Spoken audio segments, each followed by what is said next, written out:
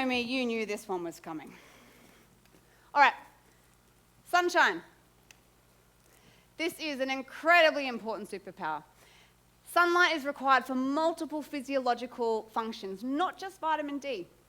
Incredibly important for circadian signaling, okay? So for telling your body what time of day it is. Generating proper sleep signals.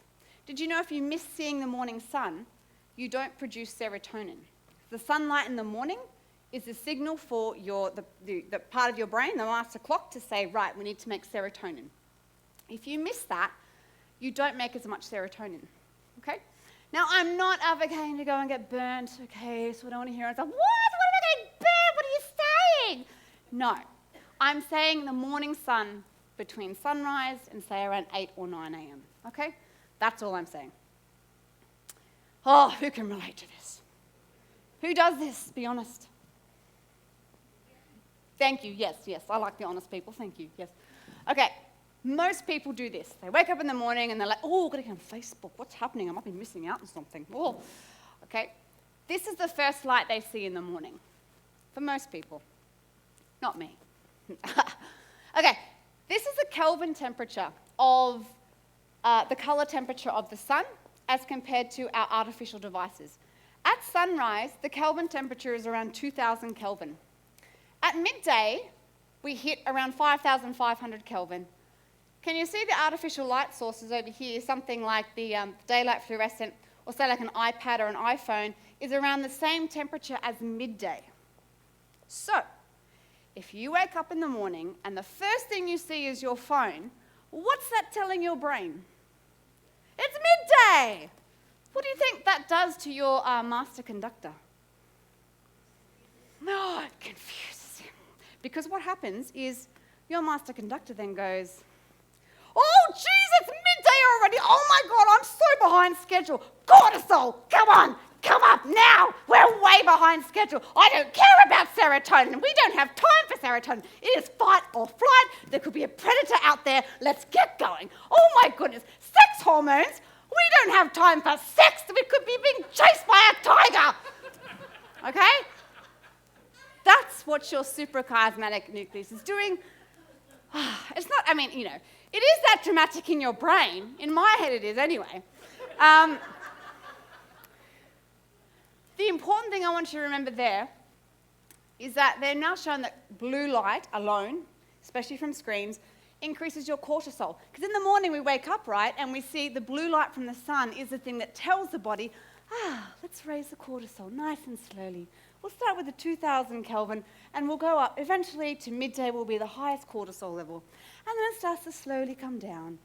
And you go into the evening and then we have another hormone that comes up, which I'll explain very soon. Okay. So, how do we go from this? Kids playing outside in the sunshine, having fun. Oh, to this. Can we all relate to this? I mean, I can too. I'm not. Totally get it. Who can relate to this, right? Even the dog has an iPad. I thought that was the best thing. I was like, what a naughty dog. Okay? Is this the light that we're really designed to be living under all the time? No. So the sun tells your brain to make serotonin. Okay? Now, this is very cool. Serotonin is the precursor, and I mean it is the original molecule that becomes melatonin at night. So you need serotonin in the morning to then be converted to melatonin in the evening. If you miss the morning sun cue signal, then, because in that moment, your master clock goes, right, 12 hours from now, serotonin is going to be converted to melatonin. Okay? So very important for setting that master clock. Sunlight before screen light. If that's one takeaway I want you to take, it's sunlight before screen light. Okay? All right, sun is 42% infrared, okay? Infrared, who's heard of red light therapy? Oh yes, it's very, my daughters, they're so funny. Of course you have, because I talk about it all the time. Infrared has been shown to improve mitochondrial function. It improves the spin rate, I don't want to press this thing again, of this, right? So it improves the spin rate of your ATP synthase, which improves the charge on your mitochondria and makes it less flabby. okay? Counterbalances the blue light in the sun, okay? So, and it's free. You don't have to go and pay for infrared therapy or red light therapy. Just get out in the morning sun. Okay, so here again, sorry, doctor hat on here. So we've got the chain in the mitochondria, so we can see the red and infrared light. It basically spins and it gets this complex moving faster, which increases the rate of energy production, okay? Evidence shows that near-infrared, which occupies a major portion of the wavelengths of sunlight, promotes melatonin production. Now, I'm going to talk about melatonin soon. Don't you worry. I have a whole character set for melatonin. Unlike visible light, near-infrared can penetrate deep into the human body, including the muscle, brain, and even the bones. Thus, the avoidance of light at night and exposure to sun during the day are equally important to improve melatonin production and human well-being. You just feel better. Okay, also, UVB from light can modulate gut microbiome. Who's heard of probiotics and gut issues? Oh, yes, we all have, right? I don't think, every day on Facebook something comes up about, supplements or probiotics or... So, UVB can modulate your microbiome. How interesting! Skin exposure to narrowband ultraviolet light modulates the human intestinal microbiome. So, maybe, just maybe, you should just get your tummy out in the sun. Huh? Yeah? That could be pretty cool. I can see all these people now walking around. Pulling their tummy up. Get morning sunshine to lose weight. Timing and intensity of light correlates with body weight in adults. And this study actually showed that the more morning sun you got corresponded to a 20% increase in weight loss. I can see all the women getting out tomorrow morning. I'm getting naked in the sun! Or just the parts of their body that want, just their butt. I don't know. I can see like this whole nudist colony forming from here. And I'm like, I don't want you to do that. So I'll be like, that Dr. Sara, she's really she's a bit crazy. Anyway, so important. Okay. Sorry, we don't want that. Okay. The time. Morning sunlight tells your fat cells to shrink. Oh, wouldn't that be cool to have shrinking fat cells? Oh my gosh. Okay. So yes, morning sun. Don't worry about all the garble here. It's all gibbledygook. But basically, the morning sunlight actually gives a stimulus because did you know we actually have photoreceptors in our skin and in our blood vessels and in our fat cells. So we have receptors that pick up light in your fat cells.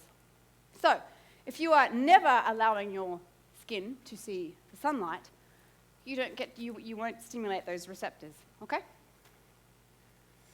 UVB to make vitamin D. You don't need to get burnt. You don't even need much time at all. 10 to 20 minutes midday exposure is enough to make enough vitamin D. And I know one of the questions is going to be, can I just take vitamin D supplements? I don't want to go out into the sun. You can, but the supplements are not actually water soluble. The vitamin D you make in your skin is water soluble. I bet you didn't know that. Okay, UVA from the sun relaxes your blood vessels, lowers blood pressure. Who knows someone that struggles with blood pressure? Oh, yes, I know. A lot of my patients struggle with blood pressure. So, just getting out in the morning sun. Oh, so easy. Ooh. Okay. Oh, UVB exposure also enhances the sexual responsiveness and attractiveness of females and male-female interactions. Ooh, la-di-da. There's another reason to get out in the sun, if you want to appear more attractive to the opposite sex. There you go. Oh. It's not working. Oh, there you go. Okay. You don't need to tell animals what to do, do you? I mean, look at them all. They're just like, in the morning sun. Honestly, if you go out and you watch animals, you watch them migrate and they'll follow the sun in the morning because they naturally know instinctively, the morning sun is good. And as soon as it gets too hot, they just go find shade. This was my beautiful chicken, Ruby. She's no longer with us, but Ruby always knew what to do. She always used to go in the sun and do a bit of, but Ruby knew. This is a great study. Avoidance of sun exposure is a risk factor for all-cause mortality. That was a study done a while ago. Risk and benefits of UV radiation in older people. Okay, so they actually found there was a reduction of cardiovascular disease and all-cause mortality with increased sun exposure. Okay, again, I'm not saying to get burnt. Okay, so let's just get that out of your minds right now. I'm saying the morning sun. Okay, morning sun. Insufficient sun exposure has become a real public health problem. Okay. Nobel laureate, lack of sunlight during the day is worse than electric lighting at night. Okay? So the takeaway from this particular message is, I want you to get more sun in the morning. More sun, okay? If you can, wake up in the morning, let the sunlight be the first light that sees your eyes, okay? Don't get burnt. I'm not saying get burnt. Expose as much skin as possible at sunrise, as your fat cells and blood vessels have photoreceptors, okay? So if you get up in the morning, as much as you can, I know it's hard if you live in a small little place and, there's neighbours peeping over. Just a pair of shorts and just a little mid-top or something like that, okay? They might think you're being a bit weird, but that's okay. All right. One of my favourite topics. Silencing artificial light at night. Remember our circadian rhythm? Okay? It's controlled by very strict light-dark cycles. Okay, melatonin. I want you to leave this talk having melatonin in the forefront of your mind, okay?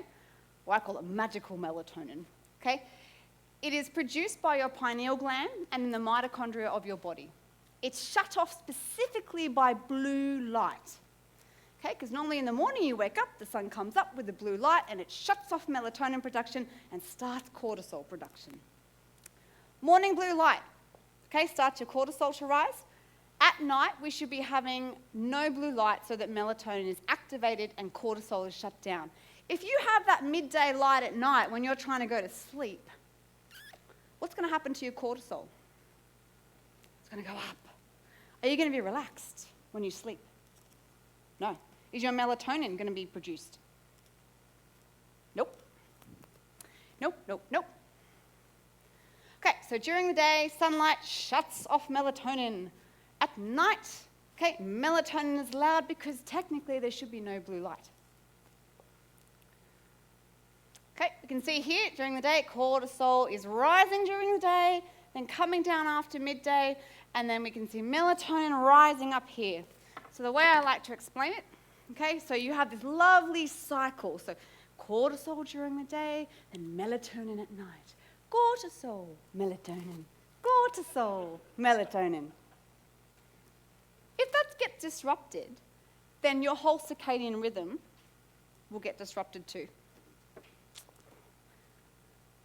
Okay, who can relate? Who lies in bed and go, oh, I can't sleep, I'll just look at my phone and I'll just try and relax myself. And then your cortisol's going up. And then you're thinking to yourself, oh, I'm feeling really anxious now. Bad. He's not one of my patients. Okay, melatonin, oh my goodness, melatonin. It's a very, very powerful hormone that's produced. So it does photoprotection, DNA repair, regulation of your skin, regulation of melanin pigmentation, metabolic or mitochondrial regulation, reduction of skin aging. Ladies, who spends lots of money on anti-aging creams? I want to look like I'm younger. Just get some melatonin produced in your body. Regulation of hair growth, regulation of the cutaneous immune system in your skin, wound healing, okay? Stacks of stuff that melatonin does. The most important thing it does, though, is it regenerates your mitochondrial batteries, okay? So when they become all flabby, melatonin goes in and makes them all nice and tight again, okay? Okay, it's the most powerful antioxidant in the body. You need functioning mitochondria to produce it. Melatonin fine-tunes your batteries, twice as powerful as vitamin E and more powerful than glutathione, which is another antioxidant. Exposure to blue light at night is like throwing out expensive supplements. Would you buy a $500 bottle of anti-aging cream or supplements and then just be like, oh, I don't want this anymore, I'm just going to throw it out? No. So why would you reduce your melatonin production? Don't worry about reading all this. Just look over here. 5% is produced in the pineal gland. 95% of your melatonin production is actually in your mitochondria. Your mitochondria produce melatonin during the day. That top line there, melatonin is produced within mitochondria in response to sunlight. Oh, that's really cool. Okay, so your mitochondria make their own servicing molecule. So they make their own molecule to repair them. That is like the best engine ever. Imagine having a car that makes its own servicing lubricant. Like, you'd never have to call the mechanic. So your mitochondria are amazing, but they need morning sunlight. Oh, okay. So there are 254 gene targets of melatonin. And what that means is that there are 254 genes in your body, in your DNA, that melatonin targets. So if you miss out on melatonin production, you are missing out on affecting all those genes. I expect you to remember all those, by the way. No. Okay. Protective effects of melatonin on the skin, future perspectives. Okay. One of my favourite slides. Okay. The phone and the LED lights, who can tell me how much they suppress melatonin by? 80%! So if you are watching these screens at night, you are basically shutting off your melatonin production. If you shut off your melatonin production, are you going to be repairing your mitochondria? No. You'll be going around with like flabby mitochondria. Okay? No one wants flabby mitochondria. Okay, can you see here down the bottom though, warm amber lights is only 40%, and then candlelight is only 2%. Interesting. Okay, no, this is not a red light district. This is my bedroom. I put red lights in my bedroom where I sleep. My poor dad, who is here, drove past one day and he's like, Sarah, is there something you want to tell me? I'm like, oh God, Dad, I'm just protecting my cytochrome C oxidase in my mitochondria. Honestly, what did you think I was doing? Okay. I can promise you this has helped me immensely to sleep, and my girls as well. So at night, normally we get our books out and we just read under red light. You can do it with an amber light too. I was just a bit full on, as I know I'm with everything, so we'll go red. So increase in cortisol concentration with bright light. So again, that blue light is going to stimulate your cortisol. So not only are you going to shut off melatonin production, you are also going to increase your cortisol. Okay, again, melatonin, antioxidant, anti-inflammatory. So blue light at night has been shown to cause increased glucose and metabolic abnormalities. So blue light alone can increase your blood glucose by increasing your cortisol levels. Okay, and that's your stress hormone. This is the reason that people get the munchies when watching blue light at night without anything to protect their eyes. Who can relate to watching something and like, I feel like chippies or something, or yes, I need to snack on something. Okay? All right, can we see here, for years and years and years and years, we've had the sun. And then the 1960s, can we see the difference in light that's happened? Doesn't look like the sunlight, does it? We've got this big peak of blue light here. So a lot of the time, a lot of people are spending, especially their evenings, under a stack of blue light. Blue light could produce oxidative stress in live skin. Blue light induced oxidative stress, preferentially in mitochondria. But green, red, and far-red infrared light did not. Blue light can damage your cells alone, okay? So if you are under blue light or exposed to blue light all the time and you're not getting any infrared, okay, which will protect your mitochondria by making more melatonin, then that's where we're going to start seeing some issues. Dark side of LEDs, suppression of melatonin. Okay, and blue LED light induces cytotoxicity. Don't worry about that term, just blue light is bad, okay? That's all I'm saying. Okay, at night. Associated with an increased incidence of overweight, obesity, and atherosclerosis. Okay, exposure to light at night. Lessons from both animal and human studies. Okay, high incidence of metabolic diseases in individuals exposed to light at night. Now, so if you don't produce melatonin at night, leptin, which I'm going to go through soon, can't do its job. And leptin is the most important hormone to tell your body to start burning fat, because leptin is produced by your fat cells, okay? And goes to your brain at night and says, you can start burning this fat off. Okay? The average home suppresses melatonin by nearly 50%, because everyone loves to have all their lights on at night. Yes? Well, some of you may not, I'm just saying. I'm just, surmising here. Okay, artificial light at night while sleeping, increasing risk of obesity in women. So I'm not just making this stuff up, all right? That's all in the literature. So, takeaway point from here.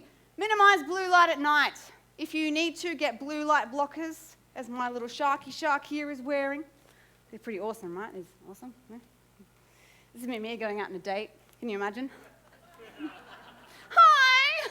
We need to eat before sunset too. I won't eat after dark. Oh. I am the biggest nerd you'll meet, by the way. Okay. All right, the kryptonite, any artificial lighting after dark, okay, reduces your melatonin superpowers. Now, I'm not saying that you should walk around the house, I can't see anything. Okay, as much as possible, even if you have like a warm amber lamp on in the house, or you do what I do and turn it into a red light district and have some red lights, you can get red reading lamps now, amber reading lamps. Even if you just have one light in the one room in the house that has the lights, and then the rest of it is all dimmed. Okay.